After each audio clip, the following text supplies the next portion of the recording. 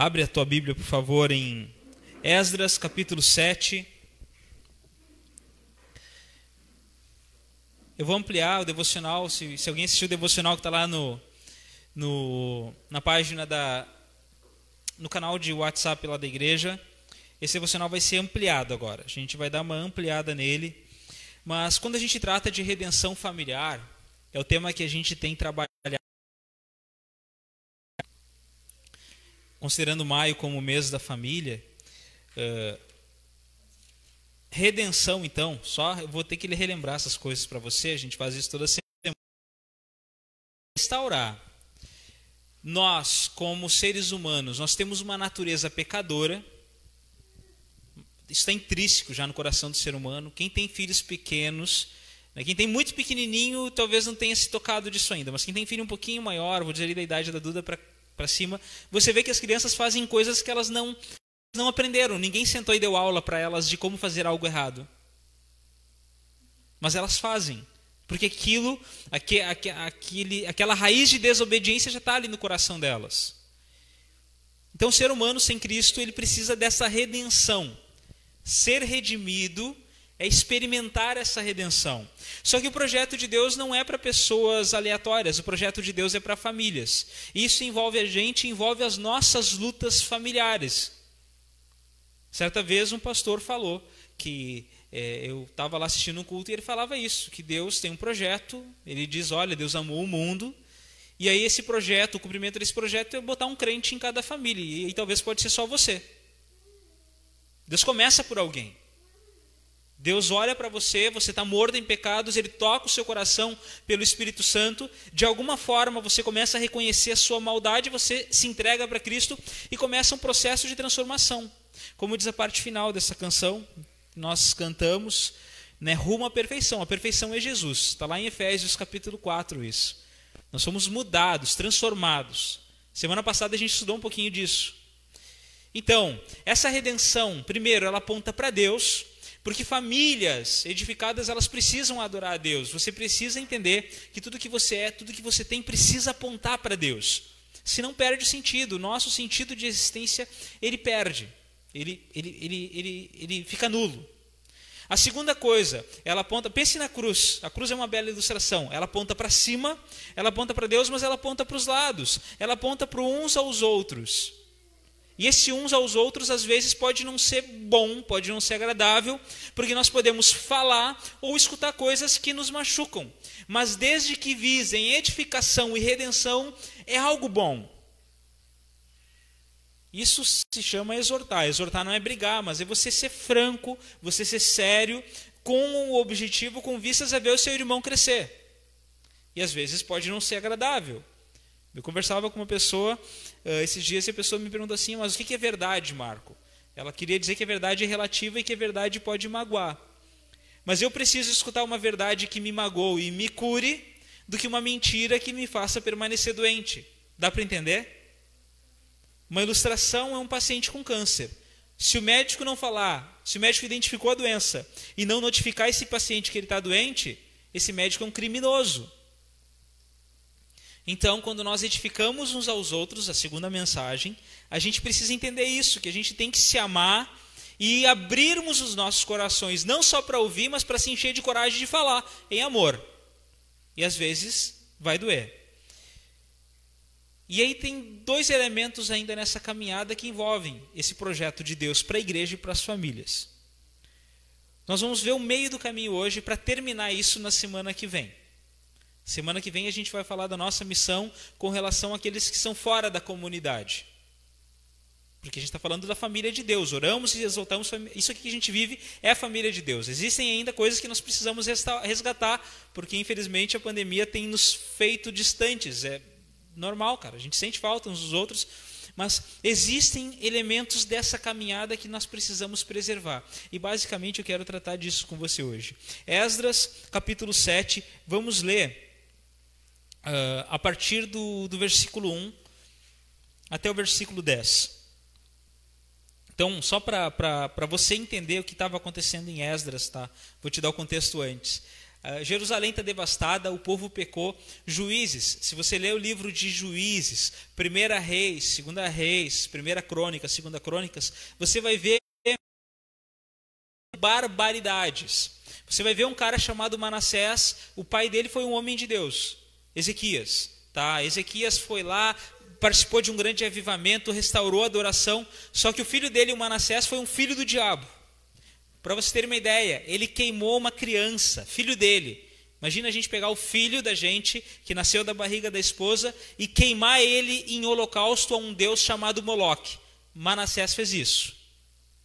Ele se arrependeu depois, no final da vida dele ele se arrepende, e ele se volta para Deus, mas na vida dele, no reinado dele, ele foi um homem mau, e o povo de Israel foi adotando essas práticas, ao ponto que Deus, como punição, faz o povo ser deportado, o povo é tirado de Israel. O povo de Israel e Judá, os reinos estavam divididos, eles são mandados para outro país, para a Babilônia.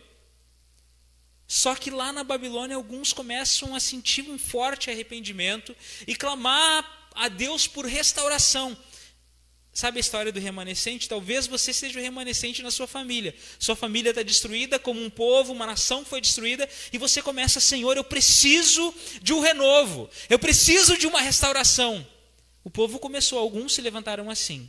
Então Deus começa a mover o coração de pessoas para que essa restauração ela aconteça. E nesse processo entra um cara chamado Esdras e um cara chamado Neemias. Nós vamos falar de Esdras nessa noite. Então olha o que acontece. Esdras capítulo 7, verso 1. Passadas essas coisas, no reinado de Artaxerxes, rei da Pérsia, Esdras, filho de Seraías, filho de Azarias, filho de Ilquias, filho de Salum, filho de Zadok, filho de Aitube, filho de Amarias, filho de Azarias, filho de Meraiote, filho de Zeraías, filho de Uzi, filho de Buque, filho de Abizua, filho de Finéias, filho de Eleazar. Eu sabia que alguém ia dar risada, tá? Filho de Arão, sumo sacerdote. A ideia aqui, gente, tá, eu vou explicar depois, vamos lá. Filho de Arão, sumo sacerdote, esse Esdras subiu da Babilônia.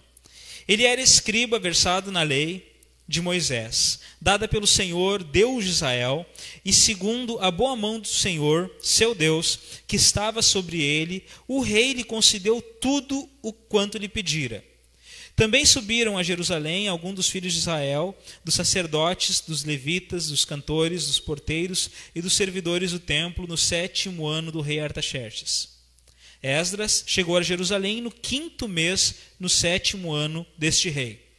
Pois, no primeiro dia do primeiro mês, partiu da Babilônia, e no primeiro dia do 5º mês, chegou a Jerusalém, segundo a boa mão de Deus sobre ele. Porque Esdras tinha disposto o coração para buscar a lei do Senhor e para cumprir e para ensinar em Israel os seus estatutos e os seus juízos. Uma breve oração, só para que o Espírito Santo ilumine nosso entendimento nessa noite. Paizão, obrigado, Deus. Eu tenho certeza de que o Senhor vai nos abençoar, o Senhor vai falar conosco nesse momento. Mas abre as nossas mentes, os nossos corações, para que a gente, livre de qualquer preconceito, possa considerar a Tua palavra como ela é. E à luz do que ela é, Deus, aplicarmos ela às nossas vidas e aos nossos corações. E à luz do que ela é, Deus, aplicando ela aos nossos corações, experimentar uma mudança movida pelo Teu Espírito Santo. Amém. Irmãos, famílias são redimidas e entram no processo de Deus quando pessoas se levantam e aceitam o processo de Deus. Vamos considerar quem era Esdras. Talvez tu ficou pensando assim, poxa vida, por que toda essa genealogia para simplesmente falar que o camarada ia viajar e ele era alguém especial diante de Deus? Se você considerou a genealogia dele, se você prestou atenção, né, quando diz lá, verso 1, passado todas essas coisas no reinado de Artaxerxes, rei da Pérsia, esse Esdras, e aí começa a falar quem ele era e termina no verso 5 dizendo, filho de Arão. Arão era o sumo sacerdote instituído por Moisés. Lembra do Salmo 133? Como é precioso quando os irmãos estão reunidos em oração, e aí vai dando toda aquela referência, né, aquele slide, que é como o orvalho que desce do Monte Hermon, mas é também como o quê? Como óleo que é derramado sobre a cabeça e a barba e desce pelas vestes de Arão. Arão foi consagrado para um propósito especial, lá no sumo sacerdócio. E ali a descendência dele, muita gente fez coisa errada, eu não estou dizendo que eles fizeram tudo certo, mas num momento determinado, Deus pega um remanescente dessa descendência e diz assim, olha, eu tenho um propósito para você. Artaxerxes era um rei pagão, gente, tá? Eu não me lembro se é o Xerxes ou o Artaxerxes, eles tinham esses nomes, reis da Pérsia, que é o camarada que participa lá. Quem viu o filme 300? Alguém já viu? Né, que tem aqueles caras lá, a Karine estudou história, poderia explicar melhor, tá? Mas os 300 era quem? De que povo eles eram, gente? Alguém dá um berro aí, me fala. Tá? Hã? Quem, Felipe? Não sabe? Tá na ponta da língua, mas era um povo muito guerreiro que realmente existiu e lutou contra esse rei. Esse rei tinha um grande domínio sobre toda uma região geopolítica no tempo dele. Era uma pessoa que não cria em Deus. Então Esdras tinha tudo para não procurar ele, para não buscar ajuda e até mesmo para não crer que ele iria viabilizar uma viagem para esse Esdras. Só que Esdras tinha certeza de que Deus poderia fazer algo. Então, irmãos, assim, a primeira coisa, Miguel, quando estava orando, louvou a Deus pela graça de Deus ao olhar para nós, ao apontar para nós. Efésios capítulo 1 diz que ele nos escolheu antes da fundação do mundo. A gente estava mortos em pecados e Deus, de alguma forma, colocou alguém no seu caminho para falar com você, para apontar o evangelho para você. Não interessa se você se converteu num estudo bíblico, como alguns aqui conheceram Cristo no estudo bíblico, indo num culto, indo num jantar onde haviam irmãos, lendo a sua Bíblia em casa, a questão não é essa. A questão é que o Espírito Santo olhou para você e começou a traçar uma história para você. Cristo olhou para você, porque Ele morreu por você. Esdras, a Bíblia apontar que Esdras tinha uma linhagem. A gente pode trazer a mesma referência para nós hoje, que nós temos uma linhagem em Cristo. Se você é filho de Deus, segundo a Bíblia, você é cordeiro dos santos. Você é cordeiro de Cristo Jesus. Romanos capítulo 8. Você tem uma herança, você tem uma linhagem, você tem uma descendência. E se você faz parte dessa família, Deus tem um propósito para ti. E se isso é realidade, a primeira coisa que Esdras nos ensina é que não há limites para o propósito de Deus. Artaxerxes não era um rei crente, era um rei pagão. Um rei que não tinha Deus. Talvez a primeira pergunta que a gente deve fazer nessa noite para nós mesmos, e você precisa se considerar aí, é quais os empecilhos que tu tens colocado para o movimento de Deus na tua vida? É falta de recurso? Mas afinal de contas, se tu não acredita na Bíblia, e a Bíblia diz que Deus é o dono do recurso, é falta de relacionamento? Não, tu conhece poucas pessoas, ok, mas tu não acredita nessa mesma palavra que fala que nós somos membros de uma família? Eu não dei os avisos antes, mas deixa eu contar uma história de aviso para você.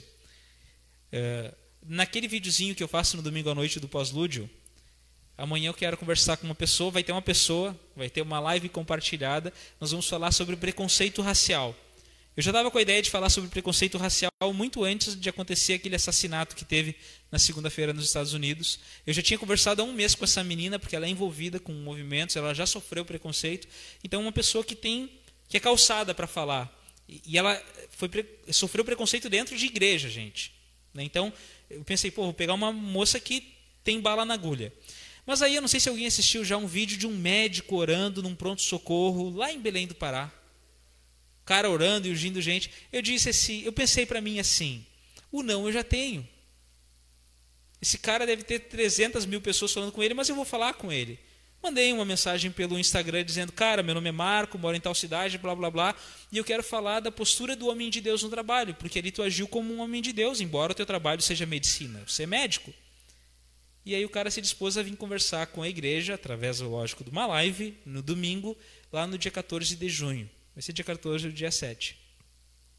Por que eu estou te dando exemplo?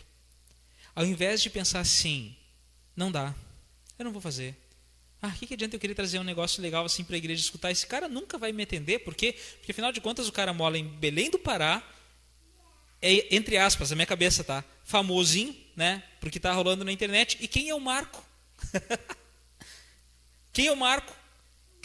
Quão grande é a nossa igreja? Uma igreja do interior, Vera Cruz, né? 25 mil habitantes. Nós uma pequena congregação que tem buscado a Deus. Isso não vai dar certo.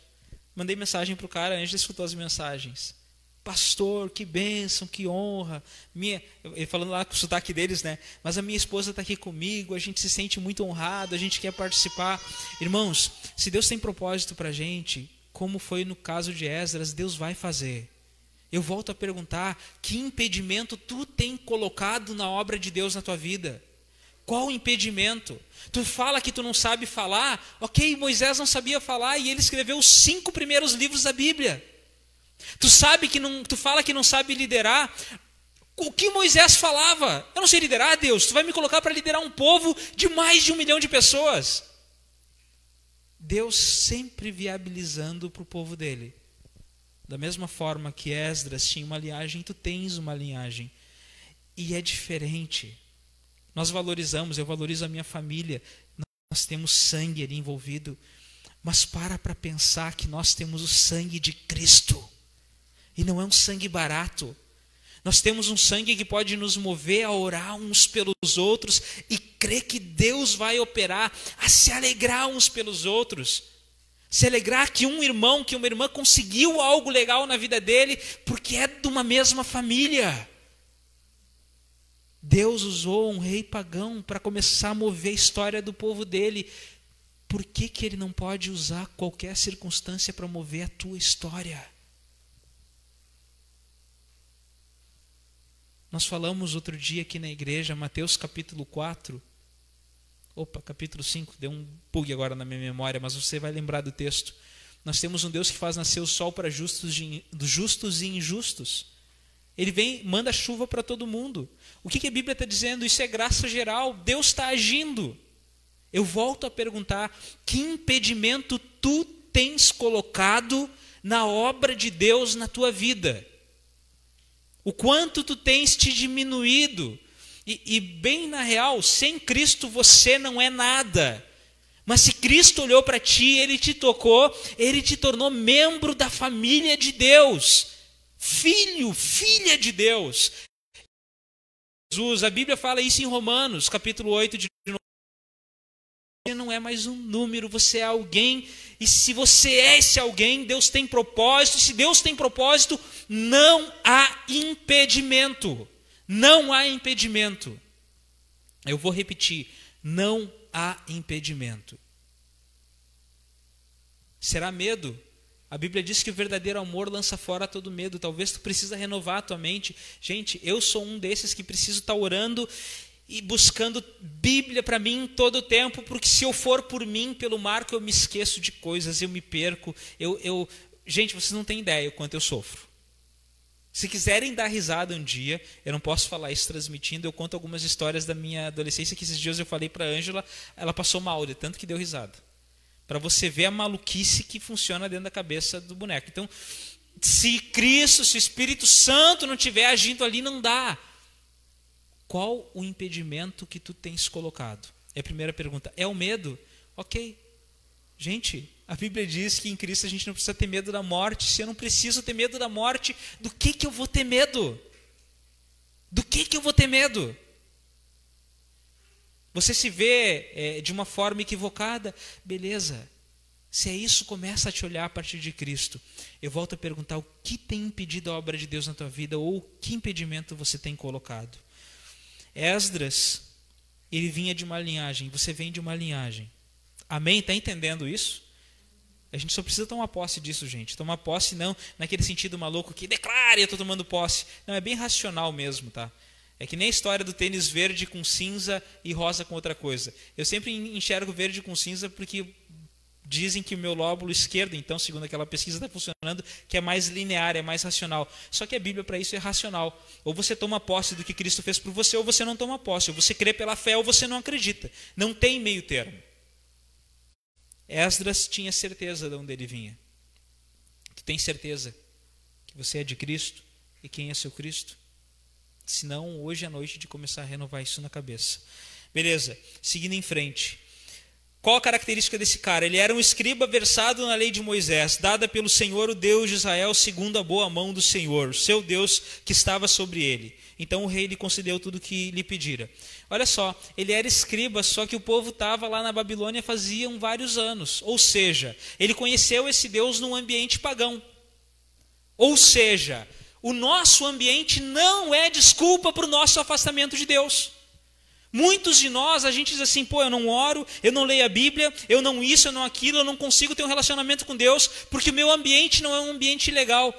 Cara, gente, eu vou fazer propaganda de um Instagram aqui depois, quem tem Instagram, rede social, procura, Chileno Vergara. É ele que postou aquela imagem de um porteiro de igreja com uma pistola na cintura e um fuzil AK-47. Aí a galera do Brasil pensa, meu Deus, como um porteiro de igreja vai estar armado? Vai num culto lá no Paquistão, onde alguém pode entrar com uma bomba no corpo, explodir e matar toda a tua família. Tu ia estar tri à vontade adorando a Deus, garanto, né? Ou seja, o ambiente lá não pode ser desculpa para a galera deixar de adorar. Infelizmente, o porteiro da igreja tem que estar armado, porque pode entrar um maluco com uma metralhadora e matar todo mundo. Só que o ambiente não pode ser desculpa. Ou o testemunho que eu assisti esses dias num culto. Meio-dia, às vezes, eu vou almoçar e boto culto para me assistir. Isso é coisa de crente, né? Podia assistir música, outra coisa. Mas aquele rapaz falando, um homem daqui de Santa Maria, que serviu na Jucum, e ele estava na União Soviética contrabandeando Bíblia, foi preso lá contrabandeando Bíblia. E ele dizendo que na prisão um amigo dele tomou uma paulada na cabeça, ele teve que tirar a roupa e botar lá a roupa no sangue que jorrava da cabeça do amigo dele, mas ele falando das maravilhas, dos sinais, das coisas que Deus fez para ele, e ali naquele momento de dor, ele, Senhor, por que está acontecendo isso? E o Espírito Santo falando para ele, olha, se você aguentar isso, você vai aguentar coisas maiores. E ele falando, contando a história dele, quando ele era um jovem pregador, ele pregava para melancias no seminário, ele não tinha para quem pregar, ele dizia, olha, eu botava melancias presas em vassouras e pregava para as melancias, mas eu era fiel, eu queria ser fiel a Deus, e Deus permitiu isso tudo, até o ponto que ele chega no testemunho dele, quando ele pregou numa conferência lá na Coreia do Sul para 300 mil pessoas. Você entende? O camarada, ele não tinha desculpa para o contexto que ele estava. Esdras, ele não botava a desculpa no contexto dele, mas intencional, ele entendia que ele precisava de Deus. A segunda pergunta dessa noite, a primeira, quais as barreiras que a gente impõe? A segunda, quais as desculpas ligadas a isso? É o teu contexto? É a tua falta de recursos? É o ambiente que você está? Você não tem uma família cristã? Ok, será que isso é uma desculpa viável diante de Deus? Para e pensa. É uma desculpa viável? Você está doente, você tem uma doença horrível. É como aquele pastor peruano, ele já faleceu numa cama. A esposa dele teve que adaptar uma maca para ele poder ficar em pé e pregar. Eu não lembro o nome dele, mas posso procurar depois e mandar. E aí ele fala ali naquele culto, ele já não enxerga mais, ele não se move, as mãos estão atrofiadas, mas ele fala assim, eu não tenho desculpas. Eu não tenho desculpas, eu tenho que falar das maravilhas daquele que me salvou. Eu sou indesculpável. Mesmo vivendo num ambiente pagão, Esdras conheceu o seu Deus. Irmãos, estamos vivendo uma pandemia. Pessoas estão morrendo. Rio Grande do Sul está mais calmo até, mas por aí tem gente morrendo.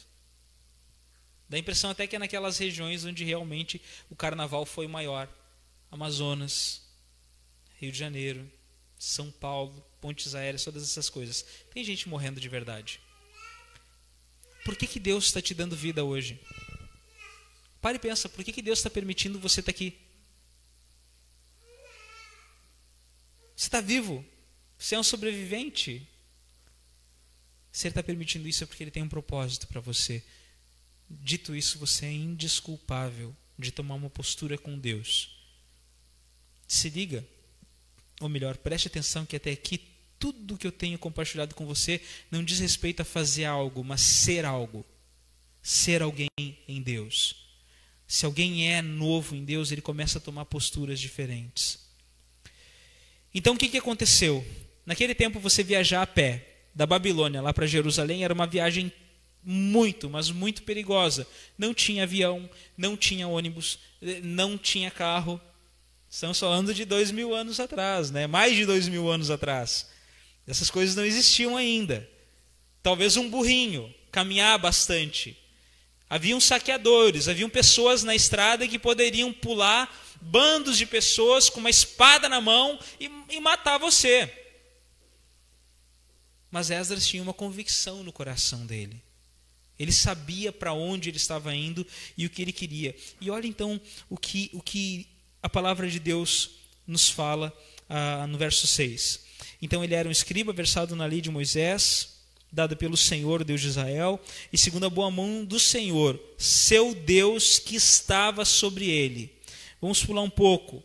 Versículo 8. Esdras chegou a Jerusalém no 5º mês do 7º ano desse rei. Pois no primeiro dia ele tinha saído da Babilônia, e no primeiro dia do 5º mês chegou a Jerusalém. Por quê? Segundo a boa mão de Deus sobre ele. As nossas convicções mudam quando a gente entende isso. Você está aqui nessa noite, a boa mão de Deus está sobre você. É uma questão de aceitarmos essa verdade ou não. Você poderia estar em 1000 lugares aqui hoje. Talvez alguns dos que estão aqui, ou quem está assistindo pela internet, teve um convite para estar num lugar mais legal. Ou podia estar em casa. É legal estar em casa. Olha esse friozinho. Quem não gosta de sopa? Tem gente que não gosta de sopa.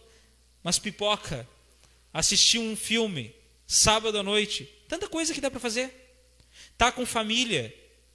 Há isolamento social, mas as famílias, de certa forma, elas seguem mantendo contato. Então, tá com a família, tomando chimarrão, tantas coisas, mas Deus moveu o seu coração, porque talvez pela sua vontade tu não gostaria de estar aqui, Deus moveu o teu coração e tu vieste para cá, ou Deus moveu o seu coração e você ligou esse celular ou computador, ou seja, o que está assistindo, e conectou nesse culto. Entenda que Deus, a mão de Deus está sobre você. Isso é inegável. Inegável. E se isso é inegável, qual resposta então você tem dado a essa mão de Deus que está sobre você? 1 Pedro diz que nós somos peregrinos, nós estamos numa jornada. A viagem de Esdras era de Jerusalém para a Babilônia. Nós temos uma curta jornada aqui, 80, 90, 100, alguns 60. Gente, 60 anos é quase nada. Talvez eu não chegue aos 50, sei lá. Estou com 38 hoje. Não estou profetizando, tá, Senhor? Tá. Quero viver um pouquinho mais, ver meus netos. Mas se for também, não tenho medo disso. Mas o que eu estou dizendo para você, assim como a mão de Deus estava sobre Esdras, ela está sobre você. Ligado a isso, que resposta você tem dado a Deus? Você está nessa peregrinação, ela é dura? Ela é dura sim, gente. Tem dias bons? Tem. Muitos dias bons, dias que a gente levanta com ânimo querendo mudar o mundo, dias que a gente levanta com fogo no coração, com fogo nos olhos, dia que a gente levanta parece que o Espírito Santo entrou tudo dentro da gente, mas tem aqueles dias que a gente não vê a razão das coisas, que a gente pode até considerar se há a razão de servir a Deus, são os dias áridos, mas Deus é Deus. No tempo de aridez, Deus mandava lá no deserto para Israel pão todas as manhãs, pão fresquinho. Fazia água sair da rocha. No tempo de aridez, no tempo de fome, aquela viúva, ela viu o azeite da casa dela transbordante, um profeta fazendo multiplicar as coisas que ela tinha em casa. No tempo da aridez, do luto, quando uma viúva tinha perdido o seu único filho, a história lá da viúva de Naim está em Lucas, o que aconteceu? Ela encontra o Salvador que devolve o filho para ela. Ou aquele religioso Jairo também, a filha dele estava morta, chegam as pessoas e dizem para ele, o que tu está incomodando Jesus, a guria já morreu. E ele dizia, Senhor, se ao menos tu liberar uma palavra, se tu fizer algo, e a gente vê Jesus ressuscitando a moça. Ou o centurião, não, Jesus nem precisa ir na minha casa, só fala alguma coisa, eu sei que vai acontecer, o meu funcionário lá ele vai ficar bem se tu simplesmente falar. Jesus chega a dizer assim, se houvesse fé dessa forma lá em Israel, aqui em Israel, gente, na nossa peregrinação o Deus da Bíblia é o Deus presente. Você tem falado com esse Deus, com essa avidez, apesar das dificuldades. O deserto é um local difícil, a vida, o dia a dia tem muitos sons, tem muitas vozes. Eu te pergunto, tu tem louvado a Deus pelas mínimas coisas? Tu tem falado com esse Deus? A gente está nesse processo de mudança lá em casa, né? Os irmãos sabem que a gente está procurando uma casa com pátio, para sair um pouco da gaiola, do apartamento. E, irmãos, quanto a exercer fé, porque é todo aquele dilema, trabalhar com imobiliária, está dando, não está dando, cobram valores que às vezes, será que precisa, será que não precisa, e avalista, e não tem avalista, e vai avalista, e aí tu pede contrato, não manda contrato, é todo um dilema. E aí a tendência do nosso coração é ficar ansioso. Que porcaria, isso não resolve, vai dar tudo errado. Mas se Deus está no comando, eu não tenho que ficar ansioso, eu tenho que aguentar e buscar a visão dele. Se Deus está no comando de tudo isso que a gente está vendo, eu não tenho que ficar ansioso, eu tenho que buscar a face de Deus. Eu tenho que ir lá na sexta-feira, ontem, eu coloquei lá o convite para os irmãos, mas se eu tenho que jejuar ali, crendo que Deus vai fazer algo, crendo que Deus vai mover o coração, crendo que Deus está no comando. Ele viajou 4 meses porque a boa mão de Deus estava sobre ele. Mas a gente chega na parte final e aqui eu desafio você a olhar radicalmente para o seu coração agora, tá? Por favor, não escute nada dessa mensagem pensando no seu vizinho. Pense em você. Verso 10. Por que a boa mão de Deus estava sobre Esdras? Lembra que ele é escriba? Lembra que ele nasceu lá na Babilônia? Num local que tinha uma multidão de religiões, um local que não, basicamente não tinha Deus, porque tinha gente de tudo que era lugar do mundo lá. Beleza, lá ele tomou uma decisão. A boa mão de Deus estava sobre ele. E olha a repetição que há no verso 10. Porque Esdras tinha disposto o coração em fazer algumas coisas. Primeira, buscar a lei do Senhor. Segunda, cumprir essa lei. Terceira, ensinar a Israel os seus estatutos e seus juízos. Gente, a caminhada cristã não tem mistério, tá? Não tem mistério. Primeiro a gente tem que enfrentar que vai ter aflição. Jesus Cristo ensinou isso lá em João capítulo 16, verso 33. No mundo você vai ter aflição, ok? Entenda isso, toma posse dessa verdade, vai acontecer. Mas o restante do versículo, Jesus Cristo fala assim, ó: contudo tenham bom ânimo, por quê? Porque eu venci o mundo. Jesus já venceu, Jesus já passou pelo que você está passando, Jesus já teve as suas dúvidas, se não piores. Ou você acha que ele sangrou sangue porque ele era Deus na terra? Ele sangrou sangue porque é possível, pela ciência, sangrar sangue.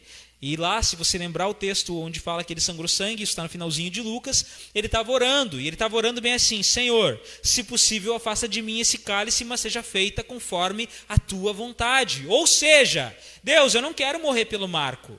Que bucha! Conheço ele, sei o início e o fim. Se possível, afasta de mim esse cálice, mas antes se faça a tua vontade. Agora alguém vai dizer que eu sou herege, que eu estou dizendo que Jesus não queria morrer por você. Estou fazendo uma ilustração só, tá? Que hoje em dia recortam tanta coisa da internet que fico apavorado às vezes. O que eu quero dizer? Você quer resolver a sua história, gente? A gente, assim, ó, como batistas, eu louvo a Deus por ser batista, amo ser batista e louvo a Deus pela Convenção Batista Pioneira, me inspiro em coisas, mas tem coisa que que às vezes não me desce. E estava conversando com alguém esses dias, aleatoriamente, um exemplo, assim, ó, nós temos uma característica entre os batistas, que é sermos mais calmos, mais cordatos. Vou usar essa palavra bonita, sabe? Cordato. Sabe que cordato, né? A pessoa mais tranquila, mais reservada para manifestações de fé. E várias vezes eu já escutei isso ligado à circunstância de que somos, basicamente, ou vivemos em regiões de forte influência germânica. E o povo germânico é mais reservado. Gente, é sério, já escutei isso várias vezes. O que me chama a atenção é que eu não vejo esse povo reservado no Oktober. E se você quiser se escandalizar um dia, os homens eu sugiro que não assistam, tá? Mas procure uma reportagem sobre o Oktoberfest de Munique, na Alemanha. É uma baixaria. Por que eu estou dizendo isso, gente? Parece que a gente encontra Cristo e traz um recato religioso para dentro da nossa caminhada. E aí acaba sendo recatado nessas coisas. Tipo assim, Esdras, ele dispôs o coração dele a buscar a lei do Senhor. Mas eu não quero ser que nem esses crentes que andam com Bíblia para cima e para baixo. Então a minha Bíblia, ela é bonitinha. Talvez algumas Bíblias, e se isso acontecer na sua Bíblia, você tem que ler mais, tá? Tem até folha colada ainda. A história do irmão que uma vez me olhou e disse assim: pastor, né, eu já deixo a minha Bíblia no carro para mim não me esquecer no culto domingo. O cara não lia a Bíblia nunca. Só que ela é a palavra de Deus, gente. Esse livro aqui, quando eu pego ele, é o que bate no meu coração. Quando eu abro ele de manhã, é o que me confronta. É o que me faz, tipo no devocional que eu estava fazendo hoje, falava lá das raposinhas que tem em Cantares, e aquele autor ali trazendo assim, olha, às vezes o que barra o nosso relacionamento com Deus não são grandes pecados, mas pequenos pecadinhos que vão se acumulando. Um oceano é feito de gotas. Esdras se dispôs. Gente, é arroz com feijão, é repetição a minha pergunta agora, mas qual tem sido a tua disposição radical em olhar para esse livro e tomar ele para ti? Em olhar para esse livro e dizer, não, eu vou ler, mas eu não quero só ler, porque é fácil ler. Eu quero que esse negócio ferva no meu coração. Qual a tua disposição? Porque aqui diz que ele dispôs o coração em buscar a lei do Senhor, mas para cumprir ela. Senhor, eu vi lá a história do irmão no Paquistão que tem que ir armado para o culto, porque senão alguém pode matar todo mundo. Aqui eu posso vir para o culto de boas. Então eu quero ser radical, Deus, em tudo que diz essa palavra, porque eu quero experimentar isso. Eu vou começar a viver os meus relacionamentos. Gente, quarentena, para nós lá, o meu trabalho tem muito home office. É difícil às vezes, os nossos relacionamentos em casa. Não sou anjo, tá? É difícil. Minha esposa mora comigo já há 200 anos. Ela sabe quanto eu sou difícil. E aí junta a minha cabeça e a da Ana, pior ainda, né? Se os dois se olhando avoados. Às vezes, quem deixou tal coisa? Ela diz, não fui eu. Eu digo, não fui eu, só que no fundo a gente está se olhando e pensando assim, eu não sei se foi tu, e ela dizendo que não sabe se fui eu ou se foi ela, e a gente está ali viajando e olhando um para o outro. E a Ângela está ali, a coitada, nesse vucu-vucu com a Maria gritando, né? Eu estava numa reunião esses dias, quando vê começou assim, a pessoa que estava na reunião comigo falou, a Mariazinha está feliz hoje. Pensa nesse ambiente. Então é normal que ela possa se estressar, e aí eu vou dizer de mim agora, porque estou falando de mim, é normal que eu possa me estressar. Só que a Bíblia diz que eu tenho que ter uma conduta com a minha mulher. E à luz da Bíblia, gente, com todo respeito, o Espírito Santo me diz assim, Marco, se exploda. Se você quer ter uma vida feliz e bem-sucedida, você tem que ter uma conduta com a sua mulher e com as tuas filhas. Ah, mas tal coisa. Marco, te explode, para não dizer uma palavra feia. Então eu preciso ter uma intenção em cumprir essa palavra. Eu preciso ser intencional em cumpri-la. E por último, Deus abriu o caminho de Esdras. Deus moveu tudo isso na vida de Esdras. Porque ele tinha não só se disposto em buscar a lei e cumprir a lei, mas ensinar a Israel nos seus estatutos e nos seus juízos. Gente, inevitavelmente é o propósito de Deus para a gente compartilhar o que temos aprendido com outros. E nós temos que usar o recurso que temos.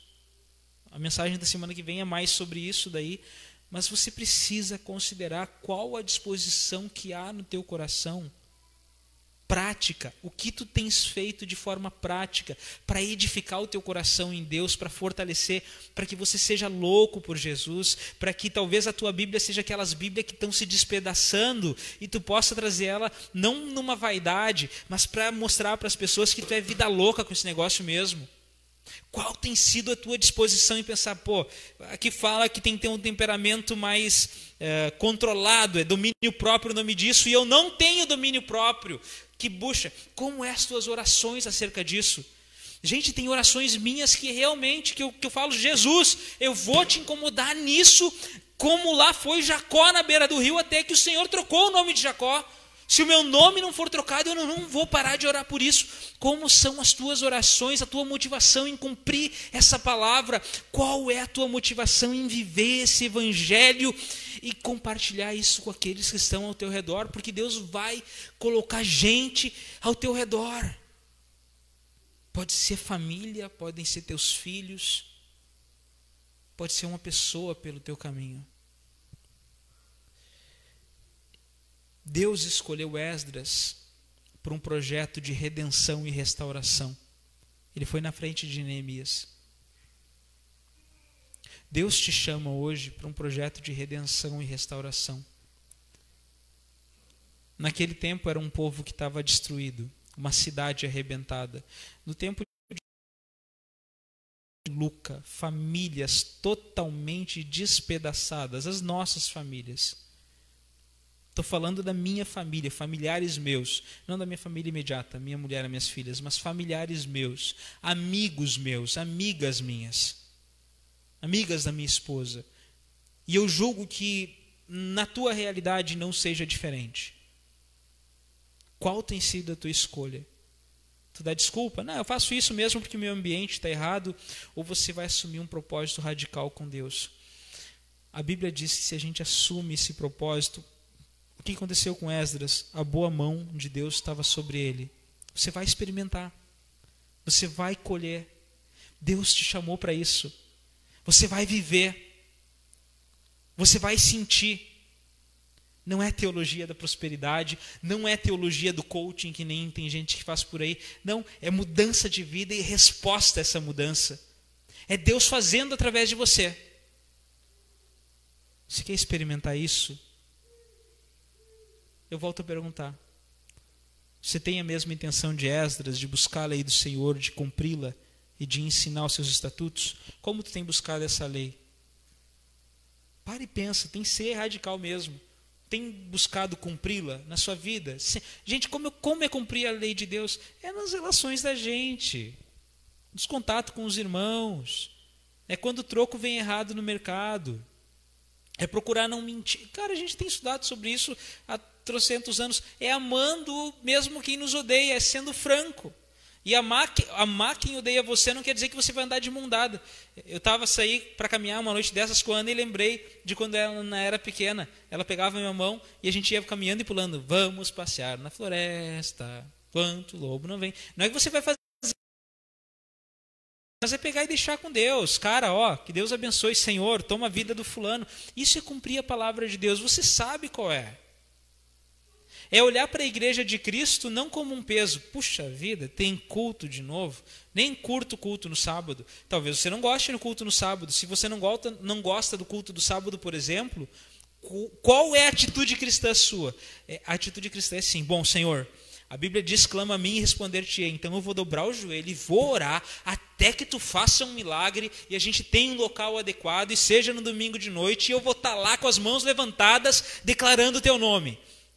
Você entende? É prático. É prático. É pegar assim, puxa vida, Deus não está abençoando o meu trabalho, mas a Bíblia diz que eu tenho que fazer todo o trabalho para Deus. Então, a partir de agora, Senhor, vou entrar na minha empresa e o trabalho é para ti e eu vou ser loucão. Tem a história de um rapaz que trabalhava num órgão público. Ele começou a ser excluído no trabalho dele dos colegas porque ele fazia as coisas no tempo certo. Mas ele era crente, graças a Deus. Imagina, você começa a fazer isso, o fruto do teu trabalho vai vir porque é lei de Deus, é regra de Deus. Vai ser Deus te abençoando para você abençoar outros. Vamos orar, mas uma última frase que não é minha, vou usá-la semana que vem. Mas John Stott escreve no livro Cristianismo Radical que é impossível você ser transformado e não evidenciar a transformação que é em você.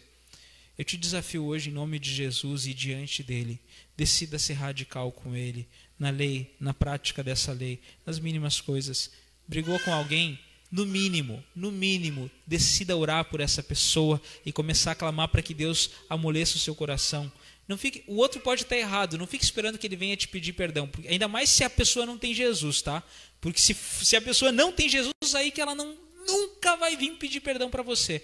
Então você começa a orar e chega para ela depois e diz assim, olha, se eu te ferir, me perdoa. Você vai gerar um ponto de interrogação do tamanho do universo na pessoa. Porque que Deus é esse que faz você se humilhar? É o Deus que fala que se você se humilhar, Ele vai te exaltar. Bíblia. Vamos ficar em pé, vamos orar? Enquanto nós oramos, eu quero orar com você. Se Deus falou com você nessa mensagem, eu te desafio a tomar uma decisão em Cristo nesse momento. Seja você que está na sua casa, você que está aqui nesse ambiente conosco, se Deus falou contigo, tome uma decisão em Cristo. Tome uma decisão radical em Cristo. O tema, o centro não é algo que a gente vai fazer, mas é o ser em Deus. E quando você é algo em Deus, Deus começa a mover a sua história. Nós vamos orar e vamos estar cantando outra canção. Logo após isso, teremos um momento de dízimos e ofertas. Você pode estar trazendo aqui no gasofilácio. Também, se você que está em casa e gostaria de alguma forma contribuir, tem na descrição do vídeo a conta da igreja. Quando clica lá, para quem não sabe, aparece Igreja Batista Pioneira em Santa Cruz do Sul. Mas é porque nós somos uma congregação ainda. Então, eles identificam lá as ofertas que são enviadas para cá.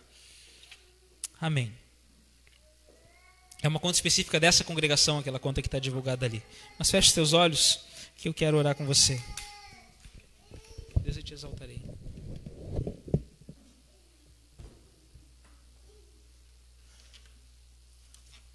Senhor, em nome de Jesus, eu te louvo por tua palavra que fere o meu coração muitas vezes, que fere os nossos corações, mas nos motiva, Deus. Mais e mais, ó Senhor Deus, eu vou me levantar contigo, Deus, em ti, para ser um homem de Deus e ver a transformação do Senhor na minha casa. E eu clamo a ti, Deus, por um avivamento, Deus. Senhor, se a boa mão de Deus estava sobre Esdras, eu tenho certeza que o Senhor nos chamou, o Senhor nos salvou. Nós que estamos aqui, você que está aí assistindo, se você já tem Cristo como Senhor e Salvador da sua vida, eu tenho certeza, Deus, que o Senhor tem operado, Deus, que a tua boa mão está sobre nós, mas Senhor, da mesma forma que o Senhor operou esse milagre tremendo na vida do Esdras, o Senhor moveu até o coração de um ímpio para abençoar ele, eu tenho certeza que tu pode começar a estender tua mão e operar sinais e maravilhas aqui na vida dos meus irmãos e irmãs, Deus. O Senhor pode nos dar um vigor, uma força que excede todo entendimento para o trabalho diário, Deus, abrir porta de emprego, restaurar a nossa saúde, Pai. Por isso, em nome de Jesus, Deus, em nome de Jesus, eu termino essa celebração te exaltando, Deus, porque eu creio nessas promessas que estão ali na tua escritura e eu oro, Deus, em nome de Jesus, eu tomo posse da tua palavra e clamo para que saiamos aqui cheios do teu Espírito Santo, realmente para revolucionar os nossos lares, Deus. Como o Senhor chamou Esdras para esse processo de avivamento que aconteceu ali em Jerusalém, eu clamo para que tu tome a mão, tome a vida de cada irmão e irmã aqui, Deus. A gente pode estar abatido hoje, mas nós temos acesso a um Espírito Santo que renova, que faz a gente voar alto como águia, Deus. É o que diz a tua palavra. Por isso vem, Senhor. Que nós possamos ter essa motivação, essa inspiração, essa fome nos nossos corações de buscar a tua lei, a tua palavra, de praticá-la, de ensinar ela com vigor e ver o teu milagre ali nos nossos lares. Aviva-nos, Pai. Que a gente possa terminar cantando que vamos te exaltar, mas seja uma canção da nossa mente e do nosso coração, em nome de Jesus. Amém. Da mesma forma, Deus, cada oferta, cada dízimo que vai ser depositado diante do Senhor, eu oro para que o Senhor multiplique na vida dos irmãos e irmãs. Multiplique, Senhor Deus. Que o Senhor faça superabundar e permita que nós possamos ser instrumento de Deus na vida de outros missionários, missionárias, homens de Deus, mulheres de Deus, famílias ao redor do mundo, no nome de Jesus. Amém. Vamos adorar a Deus, irmãos.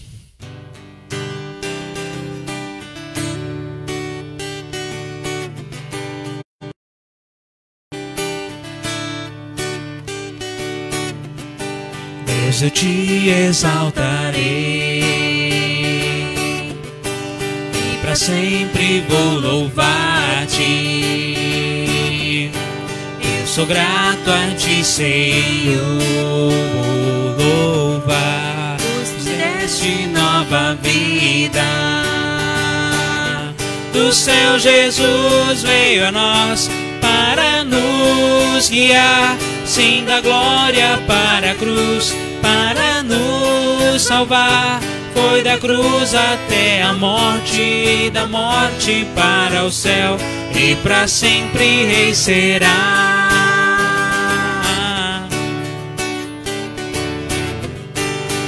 Eu te exaltarei, e para sempre vou louvar-te.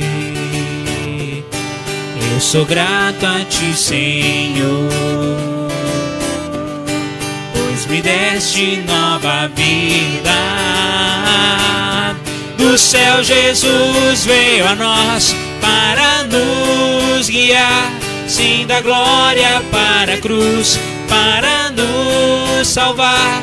Foi da cruz até a morte, e da morte para o céu, e para sempre rei será. Do céu Jesus veio a nós para nos guiar, sim, da glória para a cruz, para nos salvar.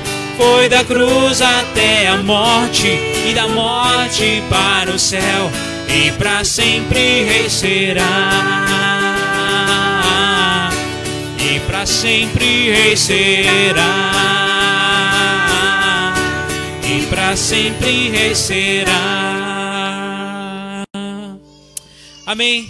Estamos despedidos. Saiam com essa firmeza no coração em nome de Jesus, determinados a vencer com Ele, para nele e nele. Amém?